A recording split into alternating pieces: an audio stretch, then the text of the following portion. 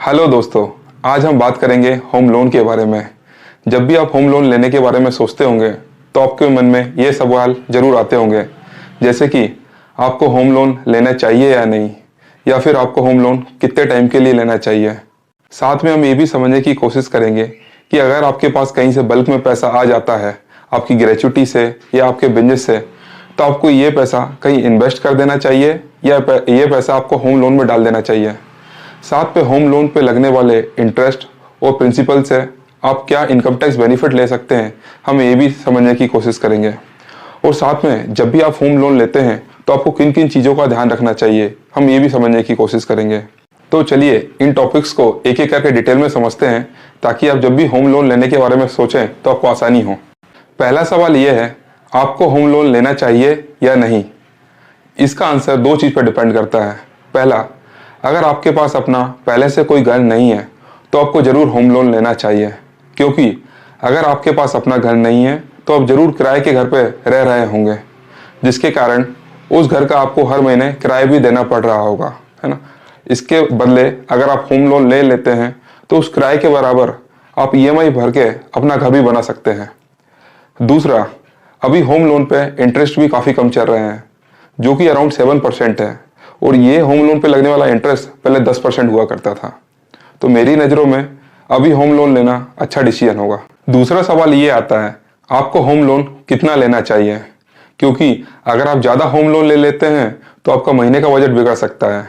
इसके लिए एक बेसिक सा थंब रूल ये है, आपकी होम लोन की ईएमआई आपके हर महीने की सैलरी का 30% से ज़्यादा नहीं होनी चाहिए। इसको समझने के लिए एक एग्जाम्पल लेते हैं। मान लीजिए आपकी मंथली सैलरी 60,000 रुपये है, तो आपकी घर की ईएमआई इसका 30% यानी 18,000 रुपये से ज़्यादा नहीं होनी चाहिए, क्योंकि अगर आपको इमरजेंसी में कोई पर्सनल लोन लेने की ज़रूरत पड़े तो आपको कोई दिक्कत नहीं आए। अगर हम अभी की बात करें तो आपको 1 लाख के लोन पर रफली 750 रुपये की किस्त देनी होती है, और अगर आपकी मंथली सैलरी 60,000 रुपये है तो आपको 25 लाख रुपये से ज़्यादा का लोन नहीं लेना चाहिए।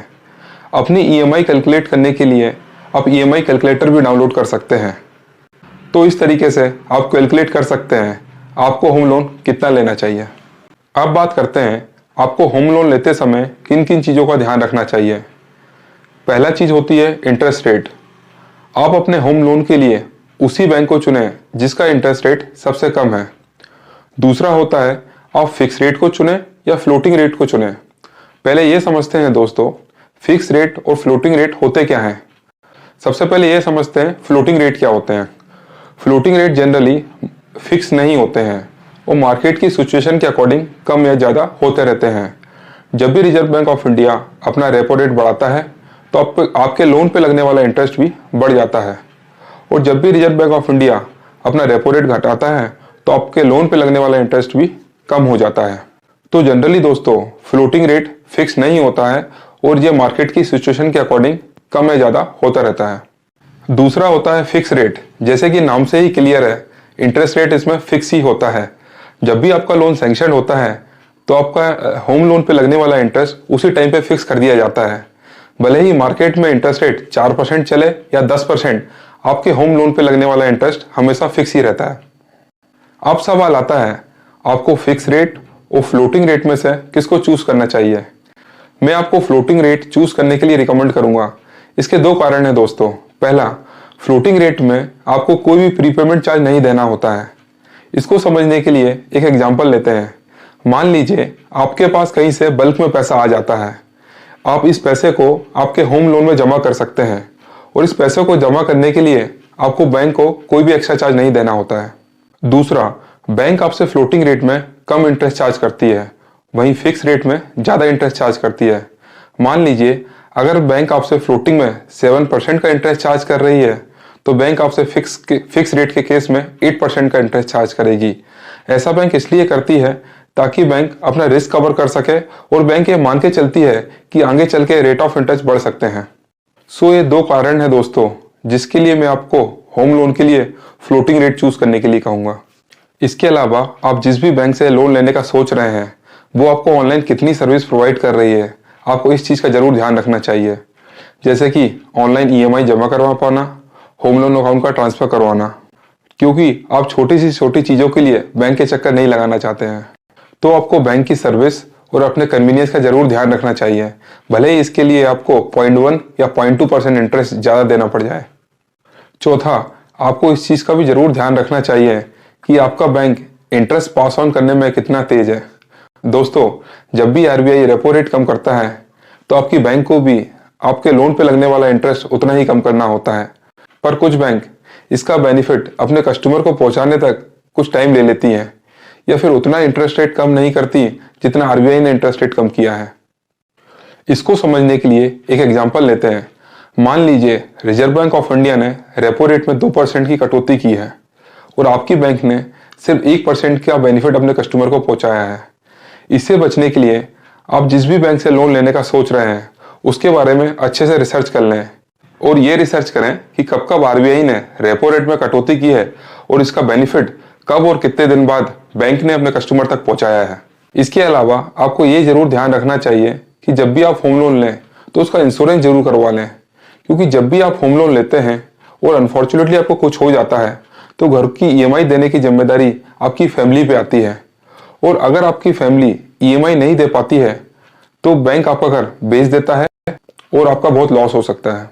इसलिए जब भी आप होम लोन लें तो आप उसका इंश्योरेंस जरूर करवा लें, ताकि अगर आपको कुछ हो भी जाता है तो आपके परिवार को आपके सपनों का घर मिला रहे। और साथ में अगर आप होम लोन के साथ इंश्योरेंस भी लेते हैं तो आपके होम लोन पे लगने वाले इंटरेस्ट में बहुत सारे बैंक कंसेशन भी दे रहे हैं।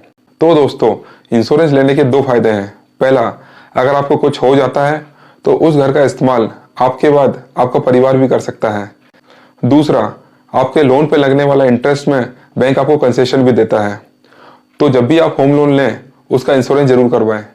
अब एक सवाल और आता है दोस्तों, अगर आपके पास कहीं से लमसम में पैसा आ जाता है तो आपको इस पैसे को होम लोन में डाल देना चाहिए या फिर कहीं पे इन्वेस्ट कर देना चाहिए? इसका कोई सीधा साधा आंसर नहीं है दोस्तों। अगर आपको होम लोन लेने से स्ट्रेस होता है और उसी के बारे में आप सोचते रहते हैं तो आपको होम लोन में पैसे डालने चाहिए, क्योंकि सबसे अच्छी फाइनेंशियल प्लानिंग वही है जिससे आप खुश रह सकें। अब दूसरे केस की बात करते हैं। अगर आपने होम लोन के साथ सारे बेनिफिट ले रखे हैं, जैसे कि प्रधानमंत्री आवास योजना का, और साथ में आपके होम लोन पे लगने वाले इंटरेस्ट और प्रिंसिपल का बेनिफिट अगर आप इनकम टैक्स रिटर्न में ले रहे हैं और आप 30% स्लैब में आते हैं, तो आपको होम लोन नहीं बंद करना चाहिए, क्योंकि इस केस में आपका इफेक्टिव रेट ऑफ इंटरेस्ट 5 से 6% होगा। और अगर आपने होम लोन के साथ प्रधानमंत्री आवास योजना और आईटीआर का बेनिफिट नहीं ले पा रहे हैं तो आपको होम लोन जरूर बंद कर देना चाहिए। अब एक और सवाल आता है दोस्तों, आप होम लोन में मैक्सिमम कितना इनकम टैक्स में बेनिफिट ले सकते हैं? दरअसल दोस्तों, जब भी आप होम लोन लेते हैं तो होम लोन पे लगने वाले इंटरेस्ट पे मैक्सिमम 2 लाख तक का आप इंटरेस्ट बेनिफिट ले सकते हैं हर साल। साथ में होम लोन पे लगने वाले प्रिंसिपल पे मैक्सिमम आप 1.5 लाख तक का इनकम टैक्स में बेनिफिट ले सकते हैं, वो भी हर साल। उम्मीद करता हूं अब आपको होम लोन लेने में आसानी होगी और जब भी आप होम लोन लेंगे तो आप डिसाइड कर पाएंगे आपको लोन कितना लेना चाहिए, कितने टाइम के लिए लेना चाहिए, फिक्स लेना चाहिए या फ्लोटिंग लेना चाहिए।